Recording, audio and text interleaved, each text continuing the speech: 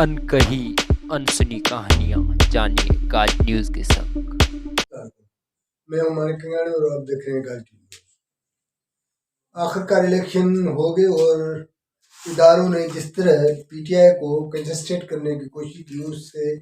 बल्ले के निशान छीनने के समेत जिस जिस अंदाज में उसे धकेल के कोने में रख दिया, उसी अंदाज में पीटीआई आज़ाद उम्मीदवार की हैसियत में उनकी जो पीटीआई की जानिब से आज़ाद उम्मीदवारों की जो जिस अंदाज में हिमायत की थी वो बड़ी पैमाने पे कामयाब हो गए हैं। जबकि मुस्लिम लीग नून जिनकी दावा थी कि वो बात करके आए हैं, या ये तासर दिया जा रहा था कि मुस्लिम नून की इदारों से या यहाँ के असल जो मालके हैं उनसे बातें हुई हैं और उसे तयशुदा है जो लिविंग फील्ड और दीगर मामला, ये इस किस्म की जो भी मामले थे तो वो मुस्लिम से एक तासर कायम हुआ रहा था। जैसे ही नवाज शरीफ साहब वापस मुल्क आए थे तो तब से आज तक यही तासर था, इलेक्शन के दिन तक यही तासर था कि इदारे या एस्टेब्लिशमेंट अपना नवाज लीग को वज़ीर आज़म या वफाकी हुकूमत देना चाहती है। लेकिन तो पीटीआई ने जिस अंदाज में काम किया, आज़ाद उम्मीदवारों को जिस अंदाज में मुतहरिक किया और अपने वर्कर्स, हमने इस हवाले से पहले भी बात कर चुके थे कि किसी को इतना कंजेस्टेड ना किया जाए कि वो उतना उभर कर वो नई कुव्वत के साथ नए अंदाज आए और इदारों के और कानून के नए अंदाज नए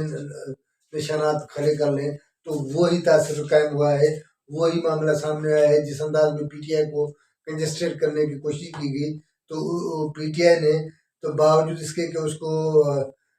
इलेक्शन के प्रोसेस में दाखिल होने नहीं दिया गया, उससे भले का निशान छीना गया या उसको इलेक्शन के हक का उससे छीना गया, उसके बावजूद पीटीआई ने अपने मेम्बरान को, अपने उम्मीदवारों को जो आज़ाद हैसियत से मुल्क में इलेक्शन लड़े हैं उनको सपोर्ट किया और अपना इस अंदाज में मुतहरिक किया कि सिंध समेत मुल्क भर में जहाँ जहाँ दूर दूर दराज इलाके में जहाँ जहाँ तक उनकी रसाई थी या जहाँ जहाँ के उनके उम्मीदवार जिस नस्ल पे खड़े हैं उन तक पहुँचा के उनका पीटीआई का उम्मीदवार या पीटीआई किसको हिमायत कर रही है। और हमने देखा कि पीटीआई की तकरीबन अपने आज़ाद उम्मीदवार जो हैं उनकी नशस्तें सबसे ज़्यादा हैं और पहले नंबर पे आज़ाद उम्मीदवार हैं जिनको पीटीआई की सपोर्ट है, जबकि दूसरे नंबर पे मुस्लिम लीग नून है और तीसरे नंबर पे पीपल्स पार्टी है। ये उसकी रिजल्ट हमारे सामने आई है, अभी तक तो रिजल्ट फाइनल नहीं हुई। उसके बावजूद वफाक में जो पीपल्स पार्टी के M P M N S जो मुंतखब हुए हैं वो पीपल्स पार्टी के 52 हैं, नवाज लीग के 67 और पीटीआई के 95। इसी तरह एमक्यूएम को, जिसको हमारा ये ख्याल था या आमतौर पर ये तासर था कि एमक्यूएम को भी कम सीटें आएंगी, लेकिन एमक्यूएम 14 सीटें निकालने में कामयाब हो गई है, 14 एमएनए वो कामयाब हुए। इसी तरह मुख्तलिफ सूबों में पीपल्स पार्टी और नून लीग आज़ाद उम्मीदवार जिनको पीटीआई की सपोर्ट थी या हिमायत थी वो उसी हवाले से सिंध में पीपल्स पार्टी ने 81 नशस्तें हासिल की हैं, जबकि ये उसकी हुकूमत बनाने के लिए उसका है और उनको लिए मेरे ख्याल में किसी की ज़रूरत नहीं पड़ेगी। और जो जनरल मखसूस सीटें हैं जो ख़वातीन और डेमोक्रेटिक अपना जो डिप्लोमेट सीटें हैं उनसे जो उनका होगा, डेमोक्रेट सीटें जो हैं तो उनसे उनकी हुकूमत बन जाएगी, किसी की ज़रूरत नहीं पड़ेगी। इसी तरह नून लीग के पंजाब में 132 हैं, पंजाब में पीपल्स पार्टी 10 सीटें नशस्तें हैं। आज़ाद उम्मीदवार सिंध में जो हैं, मतलब जिनको पीटीआई की हिमायत हासिल है वो तो 14 है और पंजाब में आज़ाद उम्मीदवार जिनको पीटीआई की हिमायत है वो 127 हैं। इसी तरह एमक्यूएम ने 20 नशस्तें निकालने में कामयाब गई है। तो इसी तरह हम पहले भी ये कह चुके हैं कि पीपल्स पार्टी जो नून लीग और मेन पार्टियां तो इलेक्शन में जब हो रही थी, कैंपेन जो इलेक्शन की चल रही थी, तो दो मेन पार्टियां थी, वो सामने जमायतें थी, वो सामने थी। जबकि पीटीआई के वो जो कंजेस्टेड किया गया था, तो उन्होंने अच्छी तरह से अपनी कैंपेन नहीं चलाई। और मेरे ख्याल में तो कोई बड़ा जलसा भी नहीं हुआ, या उसकी क्यादत जो, क्योंकि पीटीआई के जिस अंदाज में वो उसके पकड़ धकड़ और गिरफ्तारियां इस अंदाज में हो रही थी कि उन्होंने खुली तरह से पीटीआई की जानिब से या आज़ाद उम्मीदवारों ने खुली तरह से अपनी कैंपेन भी, इलेक्शन कैंपेन भी नहीं चलाई थी, इलेक्शन मुहिम भी नहीं चलाई थी। उसके बावजूद भारी तादाद में आज़ाद उम्मीदवारों को कामयाबी हासिल करना, ये पीटीआई की कामयाबी है एक तरह से, और इदारों की नाकामी है, इस्टब्लिशमेंट की नाकामी है। उसने जिस अंदाज में पीटीआई को या बिठाने और उसको इस पूरे प्रोसेस से बाहर निकालने की कोशिश की थी, तो उसमें पीटीआई अपनी उस पूरे फोर्स से, पूरी कुव्वत के साथ बाहर आई है। हालांकि मुल्क के मुख्तलिफ हिस्सों में जो धांधली और इस अंदाज के वाक़यात सामने आए हैं, और ये जो हुई है, जो अपनी जो तो जो मुख्तलिफ पीपल्स पार्टी के हिस्से में, सिंध के मुख्तलिफ हिस्सों में सामने आई है, और उसको उम्मीदवारों ने बड़े पैमाने पर धांधली की है। इसी तरह नून लीग और जिसको केपीके में ज़ाहिर है तो पीटीआई या आज़ाद उम्मीदवार जो पीटीआई के हिमायत याफ्ता हैं, तो उन्होंने भी की होगी। इस तरह पीपल्स पार्टी के सिंध में बड़े बड़े वो अपना, हमने ये पहले भी इलाके में ये बात भी कर चुके थे कि जिला घोटकी में पीपल्स पार्टी के जो शहरयार शर और बारी प्रतापी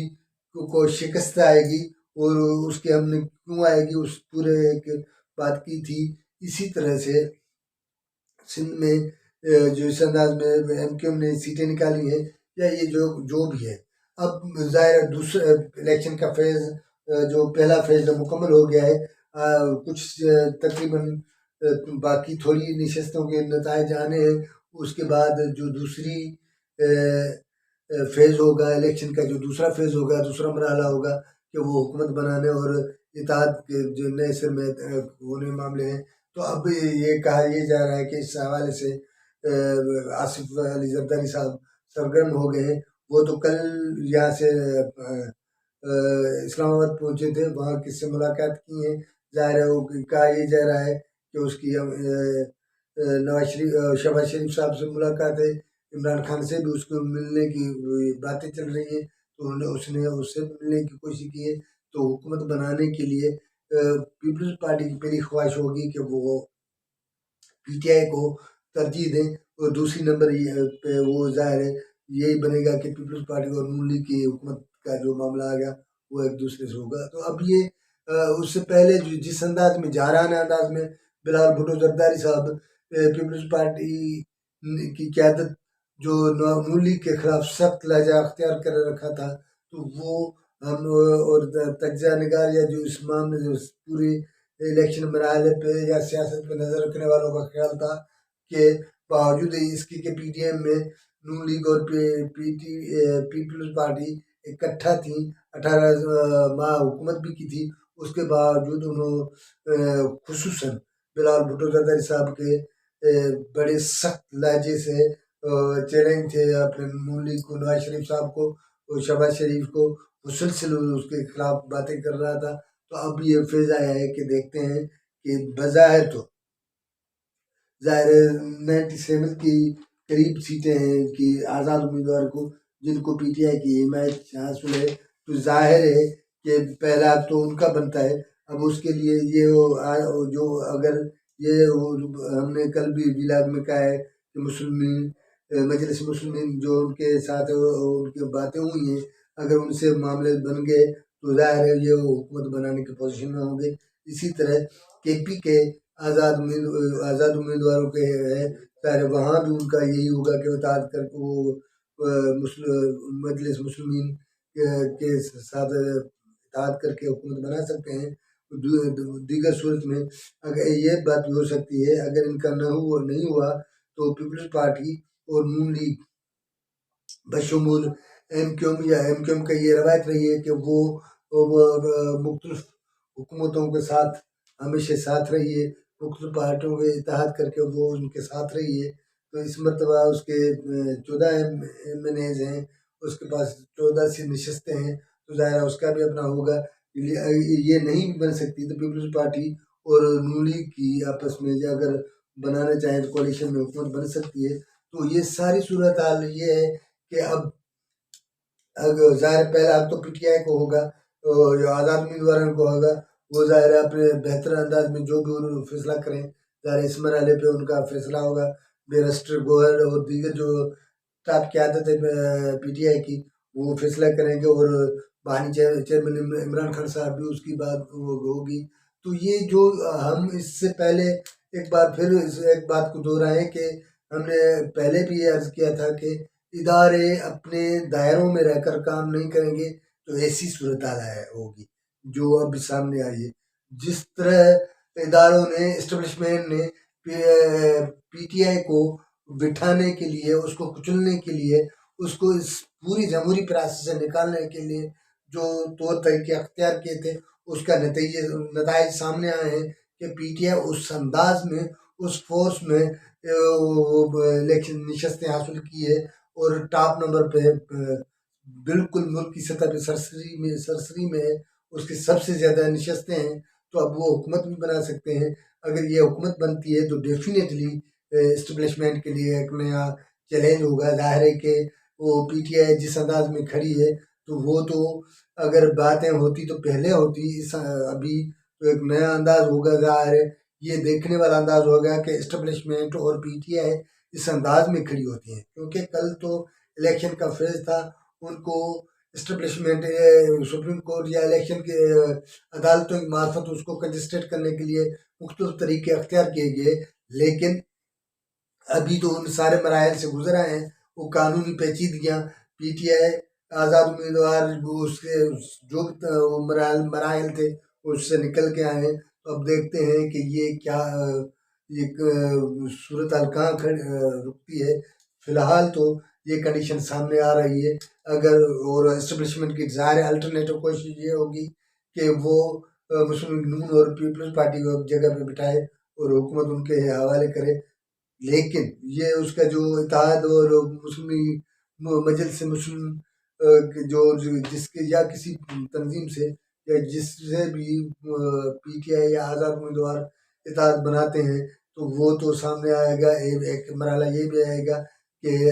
इस्टेब्लिशमेंट ऐसा माहौल पैदा करे कि इत्तेहादी को किसी भी जो रजिस्टर पार्टी का हिस्सा ना मिले, किसी रजिस्टर पार्टी का कंधा ना मिले जिसके बुनियादों पे वो हुकूमत बनाने के लिए दावा करे। क्योंकि अगर वो किसी रजिस्टर पार्टी के हिस्से में नहीं आते तो वो पार्टी हुकूमत बनाने के अहल नहीं होंगे। न सिर्फ ये बल्कि उसकी नशस्तें जो है, मखसूस सीटें हैं, ख़वातीन की नशस्तें हैं, वो उनसे भी उनका वो भी उनसे महरूम हो जाएंगी। तो अब ये देखना ये है कि ये इस्टेब्लिशमेंट कौन सा नया रास्ता अख्तियार करती है और हुकूमत के जो है वो बनाने किसको बनाने की कोशिश की जाती है और हुकूमत के कौन बनाता है। PTI जो कि आज़ाद जो उम्मीदवार है वो बनाते हैं या नून लीग और पीपल्स पार्टी को साथ बिठाकर एक इत्तेहाद बनाकर ये हुकूमत बनाती है। अगर हमारा प्रोग्राम आपको ठीक लगा हो तो अपने दोस्तों के साथ शेयर करो और हमारे चैनल को सब्सक्राइब करना। मेहरबानी।